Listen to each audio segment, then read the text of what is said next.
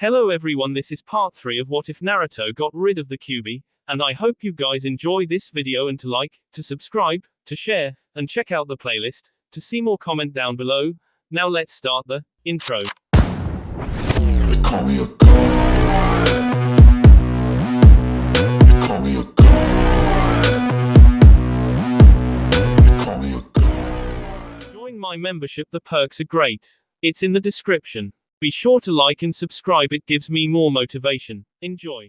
At 4 a.m. the next morning he got up and got dressed in a pair of black pants with built-in holsters, a green shirt, a sword on his back, his vest had black and green in it and 10 sets of scrolls in it, and he covered anything that would be noticed to make it where his stealth would be even better.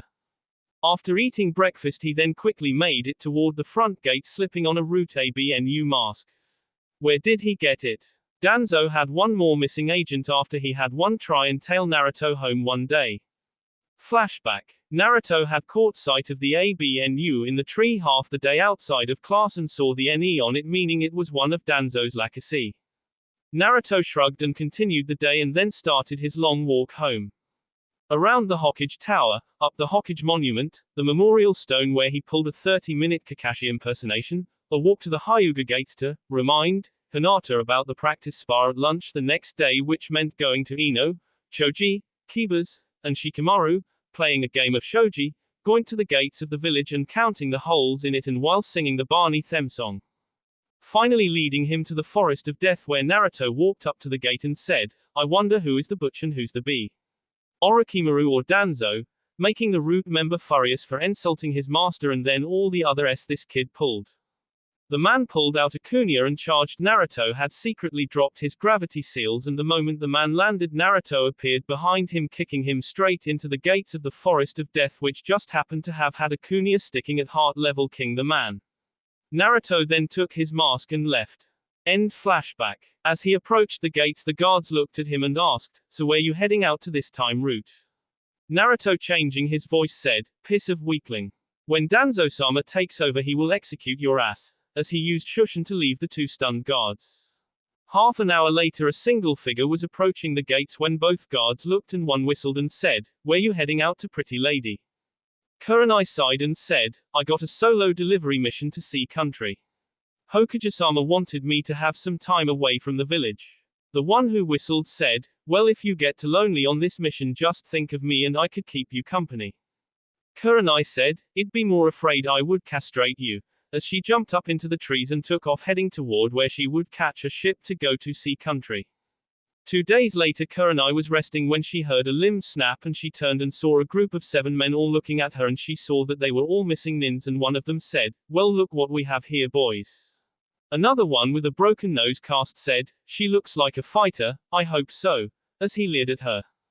Kurenai quickly accessed the situation and saw that the 7 men had her surrounded. Having already pulled out a kunai, she started doing handseals, only to have to dodge to the right as one of the men threw several kunais at her. Kurenai, who had to start over on her handseals, had to duck under a sword swipe that would have took off her head, and she vanished. She appeared behind a man who found that he could not move because a tree held him, and she his throat, only to be kicked in the back by one of the others. 2 of the men quickly grabbed her arms, preventing her from attacking, while another kicked her in the stomach. The obvious leader, who was smoking a cigar, walked over and said, My. I say, we got ourselves a real fun time tonight, boys. I promise I won't use her too bad for you guys." Kurenai was scared. She could not see any way out of this when suddenly the end of a sword came out of the leader's heart, stopping about an inch from her face, spraying blood all over her. Before anyone had a chance to say anything, a voice said, "Release her or I will kill you slowly." The one who was on Kurenai's left said, "You don't scare a member of the Wolf Bandit gang." The man swear dropped and he said, "Then I don't have to worry, since you all will be by the time I'm done with you. It's only a question about how painful." Kurenai suddenly found herself not being held down as she was, but now she was standing with her back to the man who still had the sword in the other man's heart. Kurenai finally got her voice and asked, "Who are you?" The man said, "Maelstrom," making Kurenai go wide-eyed a moment. During that moment Maelstrom kicked the body off of the end of his sword and flicked it once to get the blood off of it before he asked, "Do you trust me, Kurenai?" Kurenai said, "At this point I have no choice. Maelstrom saw the men start to circle them preparing to attack and he said, I need you to close your eyes and when you feel someone grab you don't attack them but hold on for dear life. Before she had a chance to even think Maelstrom said, now. As he threw his sword into the air shocking everyone as he started hand signs and he slipped his arms through Kurenai's making them face to face as he was still doing hand signs and he said, Maelstrom sword dance, reign of the 1000 blades. And the sword that had just started to turn and head back toward the ground suddenly became 1000 blades all falling toward the clearing and Maelstrom pulled Kurenai close and said, whatever you do don't move or look. As he sent chakra out of his body covering them both in a dome of chakra. The nins who thought the man was an idiot by throwing his sword started to move forward to K him and take the woman suddenly found themselves being SD and diced as the blades fell and the others screamed out in pain much like each one of them was doing.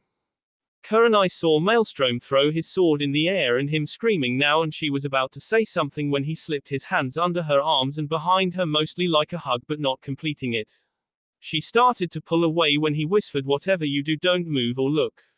Something told her to listen to him or it would mean death. Then the screams echoed in the clearing and when she felt him slowly pull away she opened her eyes and nearly puked. All 5 of the men were seen standing on their feet with 200 swords each and she saw the masked man walk over and grab the one blade that did not impale the men and he flicked it once before offhandedly tossing it in the air and tilting his head to the side and it slid into its holster with an echoing click. He then turned to her and said, grab your things. There's a town about a mile up ahead and we can get a couple of rooms. Kurenai asked, why did you save me? Maelstrom said, how about you join me in the next town and we can have lunch to talk about it and to change cloths, as he cut off the heads of the men and sealed them into a storage scroll. 2 hours later both Kurenai and Maelstrom were sitting in a small cafe in a town called Espoo. Kurenai sighs after she took a sip of her tea and asked, are you ready to talk now? Maelstrom said, sure, what would you like to know? Kurenai asked, why did you save me? Maelstrom looked around and said, there are only 10 things in this world I hate, rapist are one of them. Kurenai slowly nods and asked, so what were you doing out here? I thought you were a Konoha civilian or ninja. Maelstrom said, officially I'm not a ninja of any village, unofficially I am one of 2 villages and as for what I'm doing out this way I am just traveling, I go when and where I want. Currently I'm heading up to sea country to try some fresh sushi and to blow up one of Orochimaru labs, with a smile on his face. Kurenai said, how do you know Orochimaru got a lab there? Maelstrom said, the island Orochimaru took Anko to when he left the village has a secret underground lab that is currently being ran by some quack job doctor named Amaki. From what I have gathered H's is experimenting on children to try and turn them into sea monster. That's another thing on my Big 10 list. Hurting children, as he finishes of his tea he said, and the other part of your question is this. My mother was a whirlpool ninja and my father was from another village. Technically I'm a ninja from both villages, as he sat back. Kurenai caught off guard by this said, who was your mother? Maelstrom chuckles a little and said, that is the $1 million question. If I told you then odds are you would know who I am. Kurenai chuckled and said, so my senses are not off, you're under a henge. Maelstrom nods and said, I knew you wouldn't be fooled by that since I hear you're pretty famous for genjutsu. Kurenai asked, where do you hear that from? Maelstrom said, I have a spy network that has close to 1 billion spies in it right now and getting larger every day and none of my spies have ever come in contact with me or even know me or get anything for spying for me and they do it all without even knowing, as he took another sip of his tea. Kurenai blinked and asked, how? Maelstrom chuckled and said, I might tell you one day Kurenai but not today. So when does that cookie recipe have to be delivered to sea country? Kurenai asked, what do you mean? Maelstrom said, that is nothing but a cookie recipe for a chocolate chip cookie dough cookies, pointing to the scroll in her pocket. Kurenai said, so much for keeping the secret as to what it was. Maelstrom nods and said, let's go back to the hotel. If you want some company for the boat ride I could use some also to help pass time, as he paid for their meal and got up leading the way back to the hotel. Kurenai thought on the way back and asked, are you afraid to face Orochimaru at his lab? Maelstrom said, I'm not strong enough to face him right now. Give me about a year or 2 and I might be but not right now. Besides H is running from Itachi right now, as he opened the door to his hotel room. Kurenai walked in and asked, why is he running from Itachi? Maelstrom said, they were both members of a group of S-rank missing nins named Atasuki who planned to take over the world by collecting the tailed demons and using them as weapons. Too bad I already fed their plans up and they don't even know it yet, and in 3 years when they start to move to collect them they're going to be pissed. Kurenai walked over questioning herself, but if what he said is true she needed to warn the Hokage. Her duty demanded it. She asked, so you have information on a lot of things, huh? Maelstrom said, yes, but I got the feeling you really don't want to keep talking about stuff like this because you most likely have to tell the Hokage about the threat to Konoha in 3 years from this Atasuki group and you feel guilty about it since I saved you. So tell me about you. As he sat down looking at the shocked look on her face, Kurenai asked, how? Maelstrom said, a wise woman once told me I have a gift that allows me to relate to people in an almost godly way because I can take someone like a masked assassin and turn him into a man who would to protect the memory of a fallen comrade with just simple words.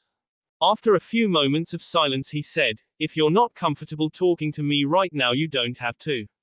It is pretty late and you most likely only had a little sleep, so why don't you go ahead and get some rest? We can leave at sunrise tomorrow and be at Port of Caper by noon and catch the 12:30 charter to Sea Country. Kurenai only nods and walks out the room with a look on her face that would make you think someone told you that you're just won $1 million in the state lottery but you have to pay it back 10 times over in taxes. Once the door was closed, Maelstrom locked the door and pulled down the blind and released the henge, showing a sweating Naruto who thought, damn it, I did not sleep in 2 days since she did not stop while not using any chakra so she could not detect me, used an S-rank jutsu while keeping an advanced henge up for several hours. I'm tired, as he crawled into the bed and fell asleep.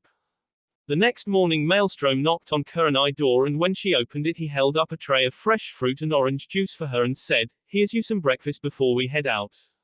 Kurenai, who had just finished getting ready, had just reached her door when he knocked. She was surprised by this and asked, where's yours? Maelstrom said, I already ate their complimentary breakfast and brought you some before they took it up. Kurenai said, thanks, you want to come in? Maelstrom said, no, I never like to watch other people eat and I also hate eating when other answer I will let you eat in privacy while I get ready to leave, but take your time, as he turned and went back to his room.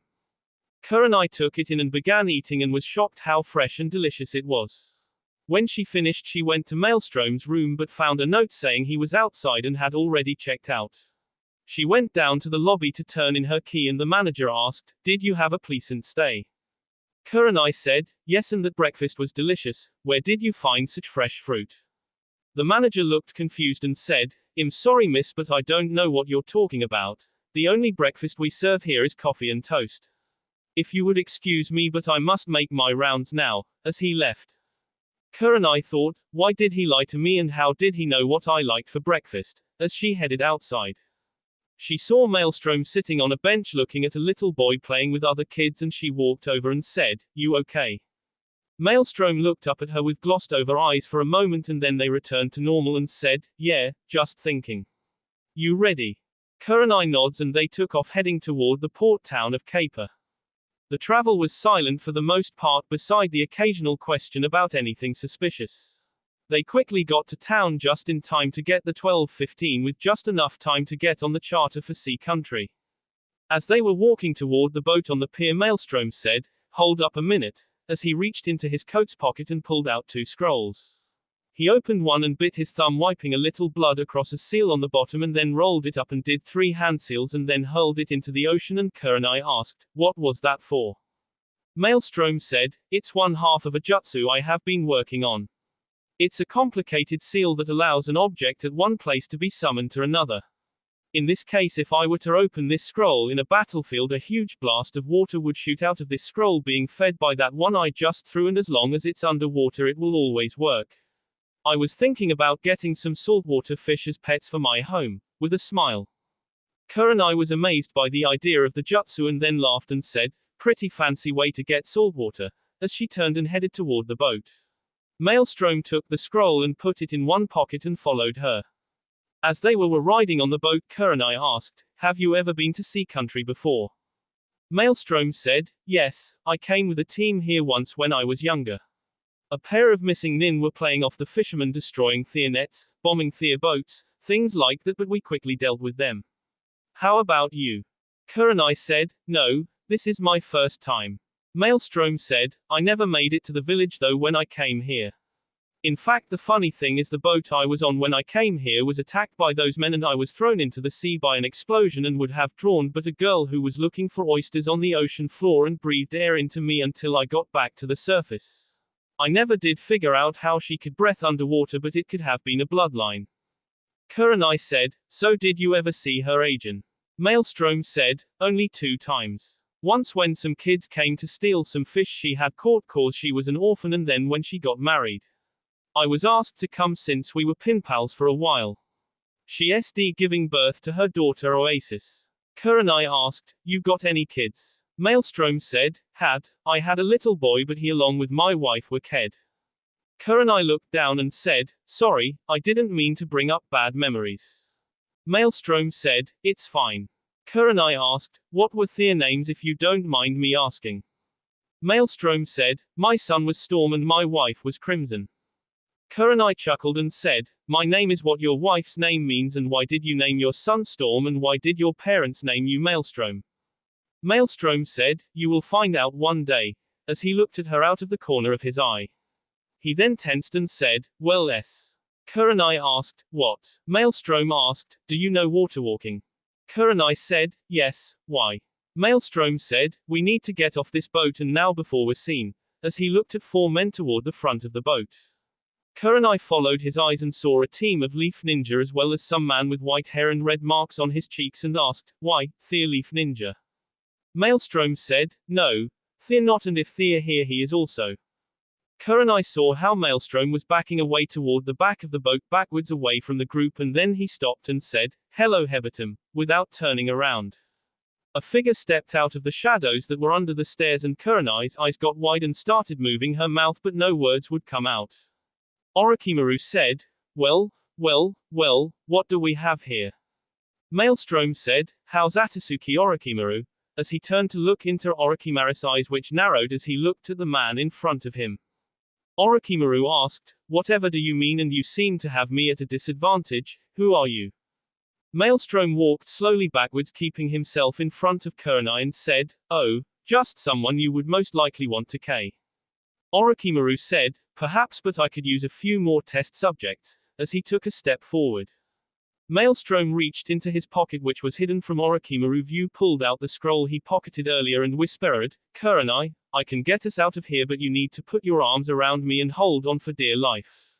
Kurenai nods and puts her arms around him while looking scared, and Orochimaru starts to laugh a sinister lord, ha ha, don't make me lord boy, what makes you think you can escape me? You're in the middle of the ocean. Maelstrom, who had secretly started to do one hand signs under his coat sleeve, said, you're right, it would seem like him suicidal or something, but before I do something I got a message for you. Never mess with an Uzumaki ninja.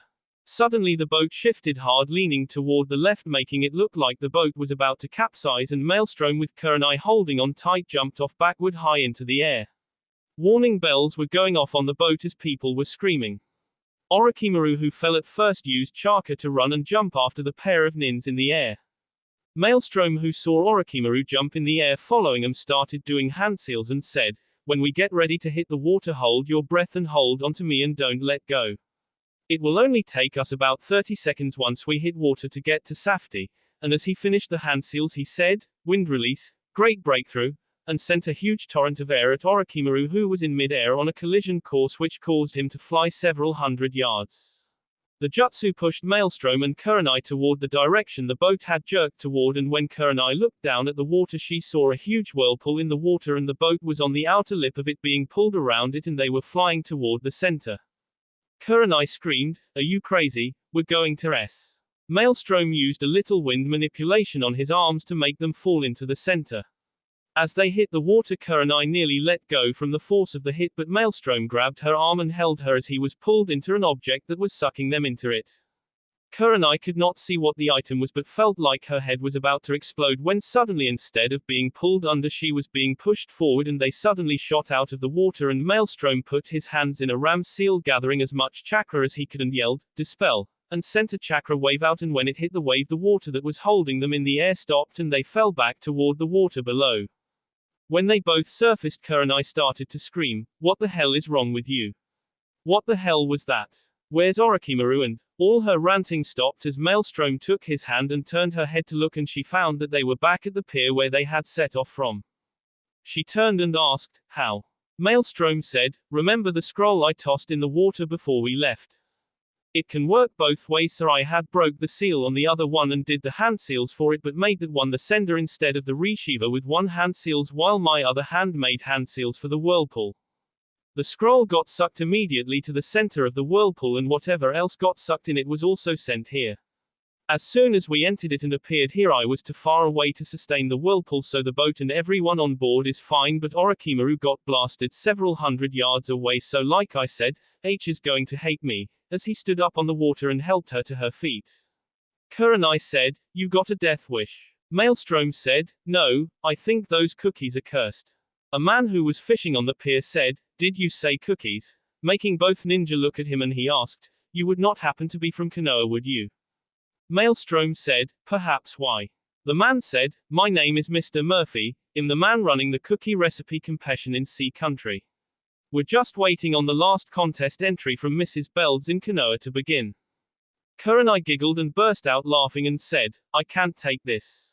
I nearly get rowed, then get saved, then almost get killed by one of the most dangerous men in the world to deliver a cookie recipe to a man who was fishing when we escaped the dangerous man. Yes, we are from Konoha. I'm Yuhi Kurenai, and here is the recipe from Mrs. Bells," as she held out a scroll. The man took it and said, "Thank you, Mrs. Yuhi. I'm sure Mr. Yuhi here knows how lucky of a man he is to have a lovely thing like you for a wife." Kurenai blushed, and Maelstrom said, "You would be right if I was lucky enough to marry a goddess such as her, but sadly we only just met yesterday." The man said, "Well, my apologies, but thank you, agent, and have a safe journey back home." Maelstrom saw Kurenai still trying to get her mouth to work, put his hand under her chin, closing her mouth, and said, "We will," as he grabbed her hand and led her away. It was about 5 minutes later she realized what she was doing and fainted. Maelstrom smirked as he bent down to pick her up. He went through some hand seals, and suddenly both were covered in blast of warm air, drying their cloths off. He then went and did some more hand signs and touched her head and said, "Sleep well, Heim." He then bit his thumb and rubbed some blood on a seal on his arm and said, "Release," and then bent over and picked her up, and both were gone in a swirl of leaves. The moment they appeared outside of town, Maelstrom dropped the henge and took off toward Konoha. Kurenai, unknowing, curled up against the gape of his end, though she would not wake up for 8 hours. Naruto, who had grown to 5 feet 4 already thanks to training and healthy eating, was able to carry her easily with his weights off, and he enjoyed the time leaping through the trees with her in his arms. They traveled like this for 7 hours. Naruto soon felt tired after traveling that long after what happened today, and set her down against a tree. He then set up a camp and put up a tent from a storage scroll he had along with traps. He picked her up and set her inside the tent, since it was a huge walk-in tent, and set her down on a bed, and then he pulled out a pen and a piece of paper and wrote, "Dear Kurenai, I'm sorry for not being here when you woke up, but I am afraid that it would have been acquired with all that happened today. You are exactly 3 hours east of Konoha now. I carried you back and used a wind justu to dry us both off after you passed out. It has been 7 hours. I must go, but I will see you again. I am leaving a storage scroll with this note. To pack up the tent and the pots, water bucket and other things around the camp, just channel chakra on the seal with the name. I designed these seals for easy setup and leave, so just clean it up, and this is a gift for you, so next time you won't have to sleep against a tree. Maelstrom." Kurenai woke up about half an hour later and found the note along with the scroll, and she read it and wondered, how did we get here so fast? She then got up and found a meal in a pot all ready for her and ate it before packing up the camp. She quickly found the main road back to Konoha when she saw a person passed out against a tree about 2 miles away from Konoha, wearing a pair of black pants and a green shirt and black shoes that looked really worn and a face mask. She stopped and walked over to the kid and shook him, and he looked up at her and his head rolled back down. She checked him and said, "Looks like you got chakra exhaustion. I better get you back to Konoha, kid. What's your name?" The kid looked up at her and said in a tired voice, "Naruto, just Naruto," as he passed out again. Kurenai giggled at this and picked him up and carried him toward Konoha on her back while she his legs to keep him in position. Naruto for his part was too damn tired to care at this point. He thought, damn it, I'm so tired I can't even get excited. Shush is carrying me. Right now I wish I had that damn fox. As they approached the guards, one of them asked, what's going on Kurenai, and who's the kid? Kurenai said, I don't know. He said his name was Naruto, but he was passed out from chakra exhaustion a couple of miles out. The other guard saw the blonde hair and said, hey wait a minute, is that the Kyuubi brat? He then reached for the face mask and Kurenai said, don't touch it. I'm sure he has a reason to wear that. The man said, who cares, if it's the Kyuubi brat I say we K him while H is weak, as he reaches for the mask and pulls it down, and before he can say anything a kunia was embedded in his head. Everyone was looking and the Hokage was standing there and he said, the man just broke my law 2 times in a row in front of this child whoever he is. You said you found him on the road Kurenai. Kurenai said, yeah, but at least this kid was the better things I found on this TS. The third motioned to an ABNU who was with him with a dog mask on, who walked over and took Naruto of Kurenai back with a groan from Naruto, who rolled in his sleep and punched the ABNU in the face mask with enough force to put a crack in it, making everyone snicker while the ABNU sweet dropped. 2 other ones picked up the S body and took it away, and the Hokage said, all right, all 3 of you come to my office, as they all left in a swirl of leaves. When they got to the Hokage office, the ABNU put Naruto on a sofa in the back of the room, and the Hokage said, so tell me about the mission and leave nothing out.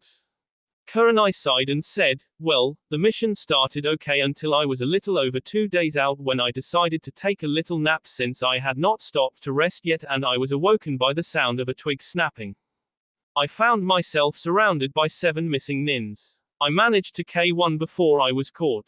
I was about to be wrapped when the leader of the men was ked with a sword through his heart. The next thing I know, I am behind the guy who ked him, and he said his name was Maelstrom. He then asked me if I trust him, and he threw his sword into the air and did some hand signs while putting his arms around me like he was going to hug me.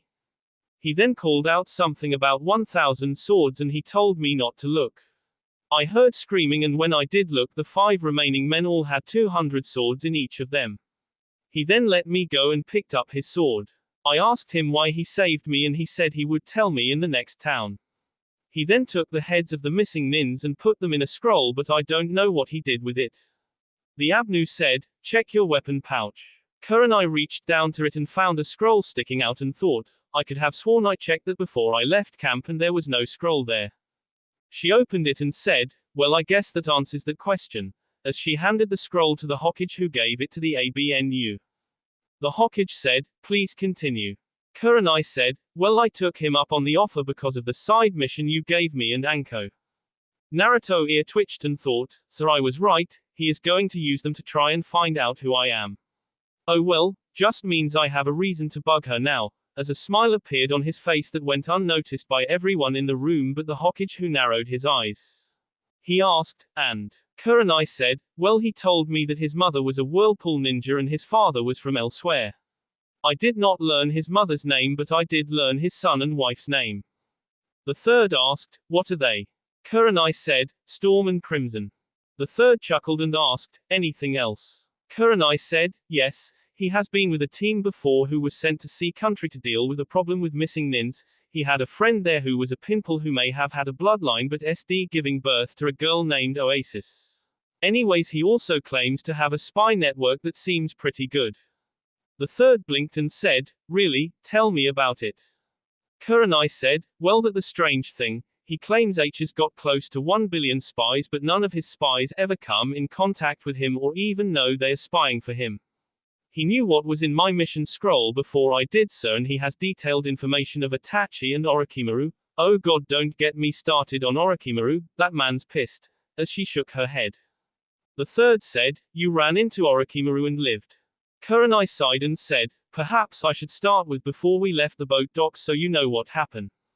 The third nodded and she said, he asked if since he was going to Sea Country anyways if I wanted to go together so the boat ride would not be so lonely. The third asked, what was he going to Sea Country for?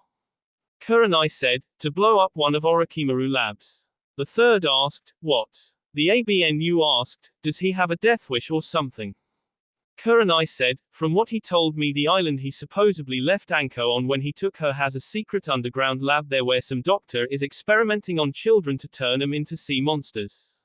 That's all I know about that, but anyways, as I was saying, he stopped on the docks and pulled out these 2 scrolls and started to do something, and then he chunked one of the scrolls in the water maybe 30 yards away from shore.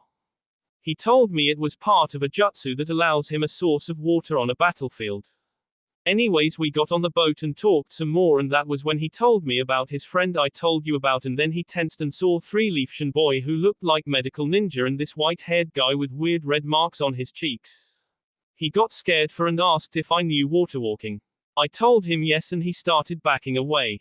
I asked what was wrong, and I saw the Konoha nins and I voiced that, and he said, "Thea not Konoha ninja, and if Thea here he is also." It was at this time he stopped and said hello Hebatum. The ABNU choked and said, he did not. Kurenai was getting excited and said, yes he did, and then he turned and faced Orochimaru, who stepped out of the shadows. He put himself in between me and Orochimaru, and I was frozen, as she looked down. A voice said, don't be sad Nichan, I bet this Hebatum guy was scary huh, as he bounced off the couch making everyone look at him as he ran over and got at Kurenai's feet and asked, what happened next, giving her the puppy I know jutsu.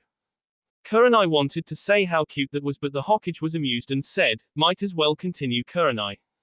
Kurenai said, okay, anyways he then asked how was Atsuki. The third asked, did he say anything else about that? Kurenai said, yes. He said Orochimaru and Itachi were both a part of it for a while, but Orochimaru was on the run from them, having left recently. He also said that they want to take the 9 fuzzies so that they can use them to rule the world. He said they won't start moving for 3 years, but said that they're going to be pissed because he already ruined their plans. That was all he said about them. Naruto scratched his head and said, fuzzies, what fuzzies? Kurenai said, a big dog that sheds everywhere. It's a summon. Naruto nods and asked, so what happened with Hibatum? Kurenai looked at the Hokage, who nods at her cover-up, and she said, well, after Orochimaru asked who he was, he said he was probably someone Orochimaru was going to be pissed at. He had then told me to hold on to him and not let go. Orochimaru laughed, and then somehow he had dropped the other scroll like the first one in the water and did 1 hand signs and caused a huge whirlpool to appear, causing the boat to almost capsize as it was on the outside of the whirlpool. He then jumped into the air with me on his back. Orochimaru jumped a few moments later. He told me to hold my breath before we hit the water and don't let go. He then used some kind of wind jutsu to blast Orochimaru, who was in the air, out to sea several hundred yards, and then somehow he controlled our descent so that we went right into the middle of the whirlpool, and the next thing I know we were basically slingshot back to the first scroll. It was there where I had met the client I was supposed to deliver the scroll to, who thought we were married. Naruto groaned and said, oh man, you're married, I was hoping you were single so I could marry you in a few years, you'll look like a goddess. Kurenai blushes while the third chuckles, and the ABNU walks over and hands Naruto his pink book and said, you're going to need this. Naruto looked at it and threw it into the air doing hand signs and said, Kaiten, Phoenix Fireball Jutsu, and breathed out 3 fireballs, burning the book, making the ABNU and the Hokage cry, while Kurenai said, you know kid, you keep that up, I might just date you in a few years. Naruto said, perverts are one of 10 things I hate in this world. Kurenai said, me too kid, what's the others? Naruto said, perhaps I will tell you but not today, in a sing-song voice. Kurenai groans and said, damn it, you and Maelstrom are just alike, almost the exact same attitude and all. The third narrowed his eyes at Naruto, who ignored it and asked, so what happened after that? Did you call him a pervert and hit the guy, or did you give this Maelstrom guy a kiss, or did he sweep you off your feet and carry you back to Konoha in your arms blissfully content? Kurenai got bright red at the last one, which got noticed by everyone, and Naruto said, well, at least I know I got a chance to date you in a few years, how about this Muz? Looking at her waiting for an answer. The third said, her name is Kurenai Naruto, amused by Naruto actions.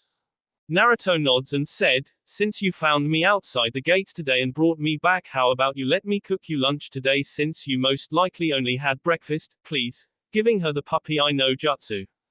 Kurenai looked at him and tried to resist and sighed and said, all right, but stop giving me those eyes. Naruto smiles and said, the second most powerful non-lethal genjutsu works agent, as he pumped his fist in the air. Kurenai asked, what's the most powerful? Naruto scratched his head and said, it's my C no jutsu. I can knock anyone out with it. Kurenai said, really, show me. I'm always looking for new genjutsu. Naruto said, well if I do show it to you let me explain about a Satian's side effect first. The third asked, Naruto, why haven't you told me you invented a jutsu? Naruto said, simple, a ninja is not supposed to reveal his true strength unless he has to, but I could never turn down a lovely lady, so that's why I will do it. The ABNU asked, what is the side effect of this jutsu, Naruto? While he was thinking how Naruto kept sweet-talking Kurenai. Naruto said, well, the jutsu has the side effect of actually changing the gender of the person who does it. I had a friend who is a medic test it, and when I used it she found out I literally could get pregnant if I were to, but she said that it also worked reverse as well. A woman who uses this jutsu could get another woman pregnant as well. Everyone was wide-eyed and the third said, I would like to see this jutsu, Naruto. Naruto said, alright, but since there is a lady present I will do both the male and female ones to show you all it deal. Everyone nods and Naruto put his hands together in a seal and smirked behind his mask and said, Harem no Jutsu, Yoi and Yuri version. Suddenly two women who looked like Naruto female form, minus the whiskers appeared and began making out. Beside them two male adult Naruto who looked like the Yondaime appeared completely toned and sped and began making out, except the guys only had a pair of leather briefs and the woman had a pair of string bikinis who were slowly being untied by the other one. All three, adult, in the room were blown back my massive nosebleeds. Naruto cancelled the technique satisfied with his work. He walked over to Kurenai putting his hand on her shoulder and left Shushin to his home. That will be all for this video. Be sure to like, subscribe, share, and comment down below for more videos. Goodbye.